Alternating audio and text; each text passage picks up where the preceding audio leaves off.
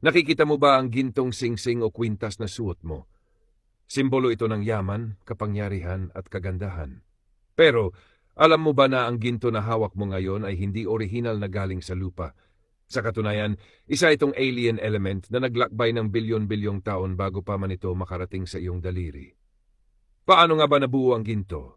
Halika, alamin natin. Noong unang panahon, sinubukan ng mga alchemist na gumawa ng ginto mula sa tingga o lead, pero nabigo sila. Bakit? Dahil ang ginto ay hindi kayang lutuin dito lang sa Earth. Para makabuo ng isang atom ng ginto, kailangan mo ng init at pressure na mas matindi pa sa mismong gitna ng araw. Kailangan mo ng pagkamatay ng isang higanteng bituin, supernova. Kapag sumabog ang isang star na ito, ang matinding puwersa ay pinagsasama ang mga protons at neutrons para makabuo ng mga mabibigat na elements tulad ng ginto. Pero may mas kamakailang tuklas ang mga scientists, hindi lang supernova ang gumagawa ng ginto. Ang karamihan ng ginto sa universe ay galing sa isang cosmic crash. Kapag nagbanggaan ang dalawang neutron stars, lumilikha ito ng isang napakatinding pagsabog, ang kilonova. At sa sandaling iyon, taon-toneladang ginto ang tumitilamsik sa kalawakan.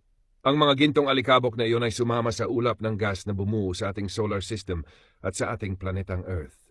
Pero noong bata pa ang mundo at puro tunaw ang lahat, dahil mabigat ang ginto, lumubog halos lahat nito papunta sa ilalim, sa mismong core ng Earth.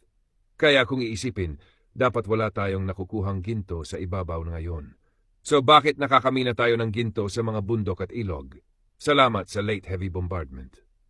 Noong medyo matigas na ang balat ng Earth, umulan ng mga asteroid na may dalang ginto. Ang mga elementong ito ay nanatili sa crust at mantle at sa pagdaan ng panahon, inakyat ng mga bulkan at paggalaw ng lupa hanggang sa maabot ng mga minero. Mula sa pagsabog ng bituin, papunta sa asteroid, bumagsak sa lupa. At ngayon, nasa iyong mga alahas at maging sa iyong gadgets. Kaya sa susunod na hahawak ka ng ginto, isipin mo ito, hindi ka lang humahawak ng metal.